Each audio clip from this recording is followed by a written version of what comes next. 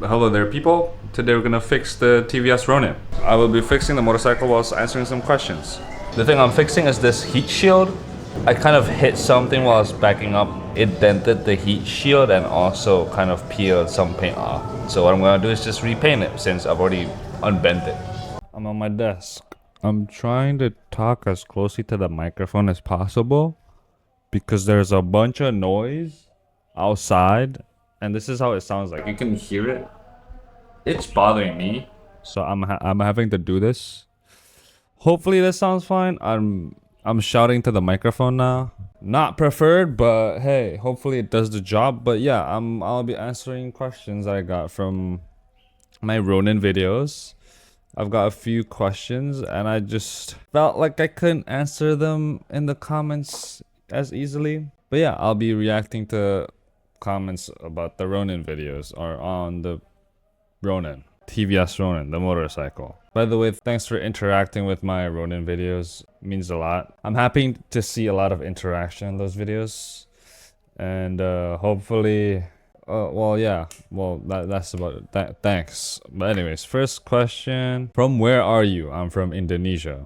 Second, why should we buy this bike for a long time? Maybe I save that question for later. Or for in the end. Bang Mirza, di mana rekomendasi tempat yang jual top and side rack Roninnya? You know, I honestly don't know.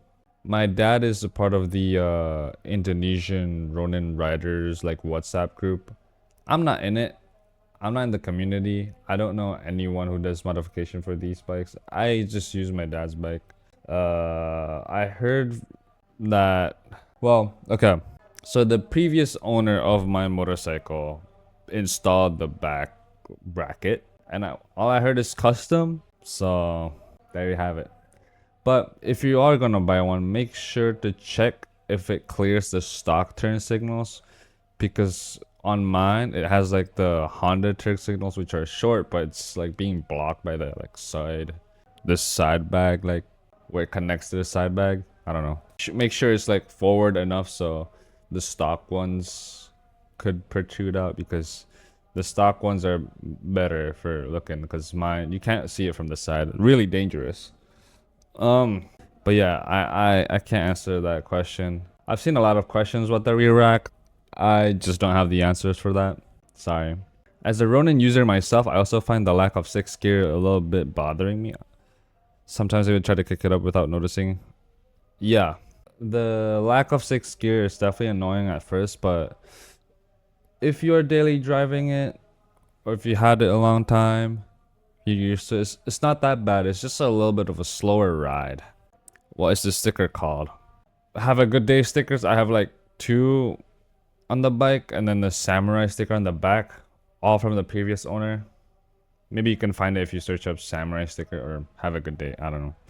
I have this bike. It is far better than its peers.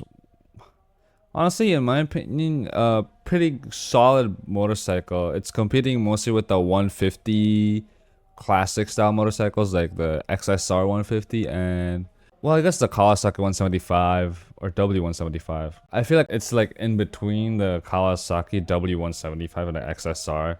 It's modern enough where you can't find inconveniences such as like the carburetors or like drum brakes. You still have like disc brakes, all LEDs. That part of the modern part is good, but also feels kind of retro-y in a sense of it's still air cooled. It still makes pretty good noise, and the metal tank is pretty good. Although, talking shortly about the metal tank, I did probably mention it in the previous video, but when you do stand up, it does interfere with like your thighs, so you can't stand up straight. You have to like kind of put your legs a little bit wider, but yeah, whatever. Who said little man has some effort to ride this TVS Ronin? Look how proper when he sits on it. Well, I am tall, but I am a bit weak. I'm used to 150 cc's, and this is a little bit heavier than the 150 cc's bike I'm used to. It's not heavy. It's just a little bit heavier where I just need to get used to it. The only major problem I have with it is just adjusting it while parking. Like sometimes I need to pick bikes up to adjust it for parking.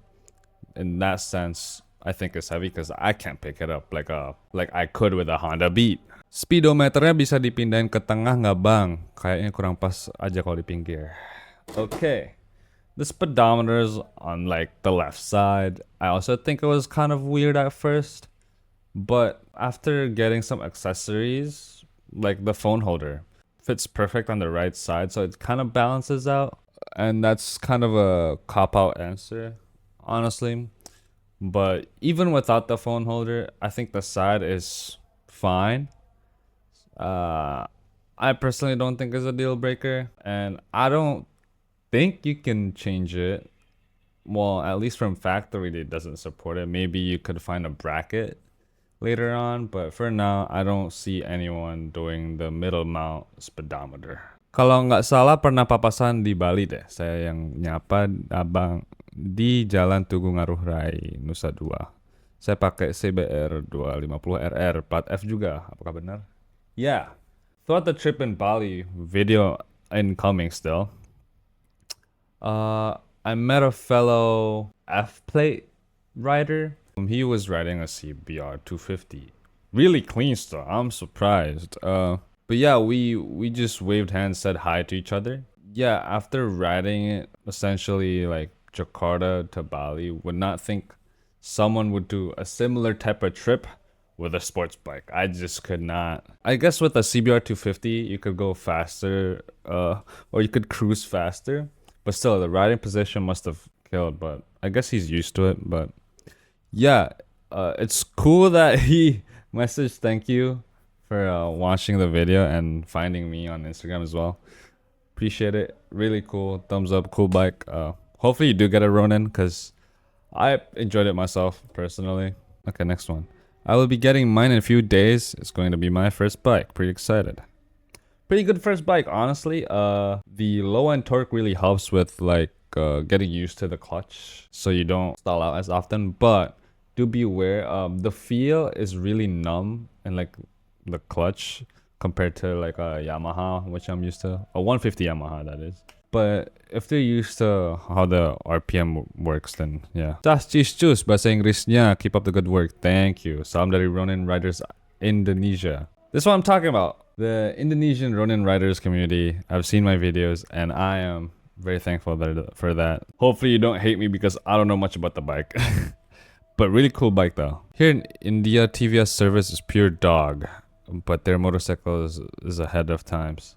The service in Indonesia is not bad. I mean, I've only had to service it once. It's due for another service, but yeah, the experience of taking the bike to service is not that bad. They just don't really have as good of a like free service as other manufacturers do. Like a Yamaha or Honda, I know at least they will give you like free services up to like a year and free oil, while TVS doesn't give you the same type of service. But other than that, when I went there, it was pretty quick. The only weird thing is I could only pay in cash, which was pretty annoying. I didn't bring cash. I thought I could just pay with debit or like QR, which almost everything in Indonesia you can pay with QR. But I was really surprised when I cannot pay with QR. Let's see from another video. Okay, let's pull out from the video where I installed some parts. Spill modifnya Pak Jatuh. So in this bike, it only has supporting mods or comfort mods, such as the rear bracket to fit a rear box, and then the LED, I think Honda LED signals from what it seems like to fit with the bracket. Phone mount, that just added a GoPro mount, and then a cup holder, and lastly the front laser or shot lights, gun lights, I don't know.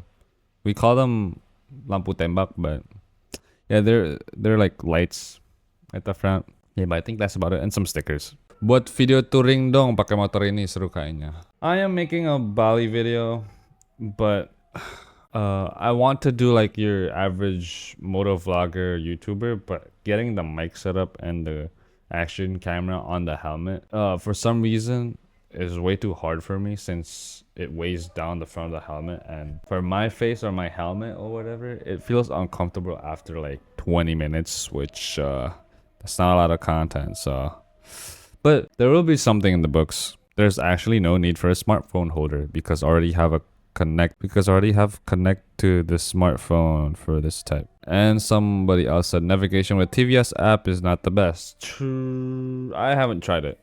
Honestly, I did not know that was a thing. I only knew that you could connect to the bike, but I don't know for what reason. But having the phone mount there is very convenient. First of all, you don't have to put the phone in your pocket or in your bag. It's there. Navigation is really good because I've been using Google Maps for years. I'm used to it. And from what this guy's saying, the connect feature only gives you directions, which isn't accurate sometimes. In situations, you'd need to look at like the mapping of the area instead of just directions, because sometimes is it left or more left? Who knows? But hey, if you have the same bike and the inbuilt navigation works for you, good for you. Terima kasih sharingnya Mas Mirza. Well, thank you guys for watching this video. Once again, thanks for the Ronin riders of Indonesia for watching the video. Really appreciate it. Oh yeah, also for long term, I forgot to talk about it. Now, the bike has been in the house for a while. I've rode it around a lot. Now, I don't use it daily, but I do use it often to go out with my friends or just having a fun ride. And personally, if it were my only bike, I'd be very happy with it. Pretty good bike overall. There's some nitpicks, like such as the finishing of the rims. They're matte and really hard to clean. And then the brake feel, like the brake lever feel at the front, was weird to get used to at first, but other than that, it's a pretty solid bike. It's good for if you're a beginner trying to learn to ride bikes, because the center of gravity of this bike feels a lot lower, which means it doesn't feel like it's gonna tip over as easily. That's how I feel about it, at least. It's not that tall of a bike. If you're shorter like my dad, it could be really good. If you do plan on to put a box behind it, it doesn't feel like it's heavy at the rear. It actually felt really balanced for the most part. It sounds really good. Fuel economy isn't as efficient as the Yamaha 155s, and it's also maybe not as fast as the Yamaha 155s. Maybe I'm wrong, but it has a lot of torque, a good sound, very stable. I'd say beginner friendly. I can't recommend it enough. It's the build quality is really good for the price, and for long-term use, definitely recommend it. Fuel injection for a retro-looking bike, air-cooled. You get the experience of an old bike, but still having modern features. So it's pretty convenient of a bike. You don't have to deal with carburetors. It sounds good. It's not fast, but it is still fun. All LED looks cool. At first, the front T lettering at the front bothered me a lot, but after time, I don't mind it no more. The front forks are gorgeous. The metal, the paint, the finishing, the paint is awesome. I don't know. I just want to say more things about the bike, but I've run out of things. And that's pretty much it. And as for now, I haven't even painted the exhaust cover because I think I threw out my paint, so I'll buy it later.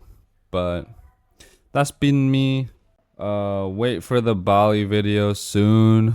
Subscribe for that. Bye.